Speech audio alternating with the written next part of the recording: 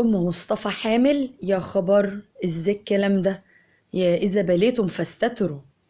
حبايب قلبي الكرام، ما تنسوش دعمي باللايك والشير للفيديو. اسمعوا الفيديو للآخر بالله عليكم. ما تنسوش تشتركوا في القناة عشان أكبر بيكم إن شاء الله. السلام عليكم ورحمة الله وبركاته. اللهم صل وسلم وبارك على سيدنا محمد وعلى آله وصحبه وسلم. أنا شفت يا جماعة فيديو لواحدة اسكندرانية. اوكي، اسكندرانية، مش هقول اسمها طبعا. عمالة بتعايب على الست الجميلة أم مصطفى. ليه بقى؟ بتقول لها ازاي انت حامل في السن ده، يلي سنك فوق 50، يلي سنك فوق 60. قعدت تقول يعني كم نوع من يعني أعمارها مختلفة، يعني عمالة تقول لها يلي عمرك 50، يلي عمرك 60، ما هيش محددة عمر بالظبط يعني.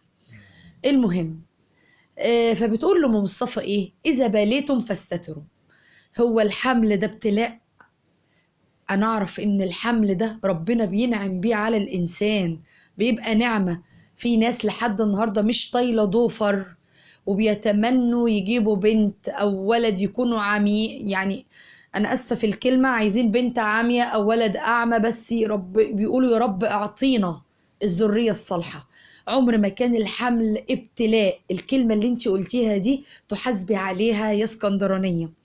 انت فهماني؟ ده نعمة من عند ربنا. ناس كتيرة جدا بتبقى نفسها في النعمة دي. وبعدين هقولك حاجة.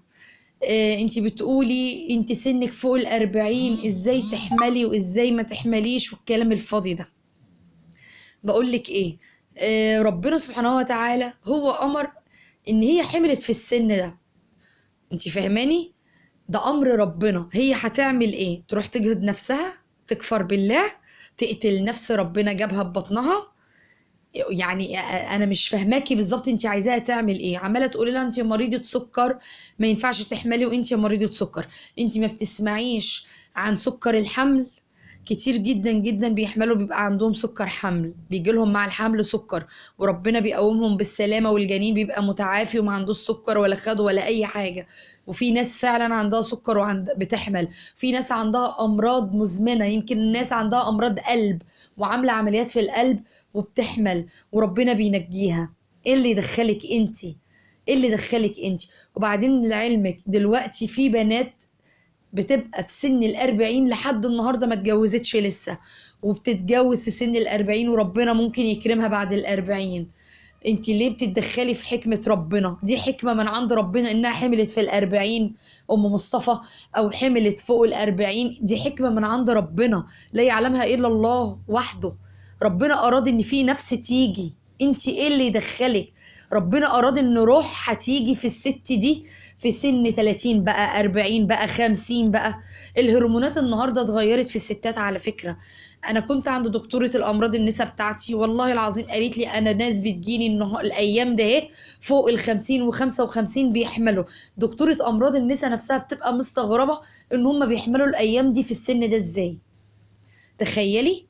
انا سمعت كمان، والله سمعت من واحده قالتها لي ببقها ان يعني الدوره الشهريه بتاعتها كانت اتمنعت وحملت بعد الدوره الشهريه ما اتمنعت. يعني بجد اكيد في ناس كتير هتستغرب، انا نفسي استغربت انها ازاي حملت بعد انقطاع الطمس. انا نفسي استغربت. حلفت لي واقسمت انها حملت في بنتين توأم كمان، جابت بنات توأم 2 وما كانتش بتجيب لها وما كانش بيجي لها الدورة الشهرية. يعني خلي بالك ربنا ليه حكمة وليه وضع في هذا الشأن. انت فهماني يا اسكندرانية؟ فمتجيش بقى تتدخلي في حكمة ربنا. مش انت اللي هتقولي لها انت مريضة سكر ما تحمليش، ربنا اللي اراد انها تحمل في السن ده. مش هتيجي تقولي لها انت فوق 40 ما تحمليش، ربنا برضو اللي اراد انها تحمل في السن ده. ست متزوجة على سنة الله ورسوله، ما حملتش في حرام، ماش جوزها متوفي زي ما مصطفى ما قالت ان انا جوزي مش متوفي وحملت، او ان انا مش مطلقة وحملت. ده متزوجة شرعا على سنة الله ورسوله، وربنا اراد انها تحمل في سن 40. انت ايه اللي دخلك؟ انت مالك؟ سواء تقولي السن خطر يا ستي مش خطر، ربنا ينجيها وربنا ينقذها ان شاء الله. وربنا قادر باذن الله. انت تعرفي ان الفنانه هالة صدقي حملت وهي عندها 48 سنه وجابت بنت وولد توأم؟ ها، مش دي برضو حملت فوق سن الاربعينات؟ في بنات كتيرة دلوقتي، انت عارفين ان الايام دي في سن العنوسة بجد يا جماعة، دلوقتي بتبقى البنت عندها 38 و39 و40 ولسه ما اتجوزتش، وبيتأخروا البنات الايام دي في سن الزواج. لو هي تقولك ايه، انا عمري ما شفت حد في سن ال40 لسه ما اتجوزش، والله ده كتير جدا جدا جدا. في سن ال40 وفوق ال40 لسه بنات بنوت بيتجوزوا جديد، وفي اللي ربنا بيكرمها وتحمل، وفي اللي ربنا ما بيكرمهاش، وفي اللي ربنا بيكرمها بتحمل، وفي ربنا ما بيكرمهاش وما بتحملش. ده برضو حكمة عند ربنا لا يعلمها إلا الله. انت فاهماني؟ يعني ما تطلعيش تتكلمي في حاجة أمر ربنا نفذ. يعني ربنا أراد إن الست دي في روح هتيجي في بطنها، في سن معين بقى، في 30 في 40 في 50، ده حكمة من عند ربنا. ما تدخليش انت فيها، انت هتتدخلي في حكمة ربنا ان هي حملت في السن ده. بعدين عيب عليكي لما تطلعي تهاجمي ام مصطفى، وعيب عليكي الست صراحة، انت جرحتي مشاعرها جامد. وعماله تقولي مش عارف ايه. في طبعا انا معاكي في نقطه معينه، ان طبعا اليوتيوب كله دلوقتي مبني على جواز وطلاق وحاجات فيك وحاجات كذب وحاجات مش كذب. يا ستي ام مصطفى ممكن تكون حامل وممكن تكون مش حامل، عادي، بتعمل مشاهدات لقناتها. كلنا دلوقتي عمالين عايزين مشاهدات لقنواتنا، ما فيهاش اي حاجه لما تقولي خبر معين. حامل ام مصطفى، ربنا يكمل لها على خير يا رب وتقوم بالسلامه ان شاء الله. ما هيش حامل، ما فيهاش اي حاجه، مش دخلك انت.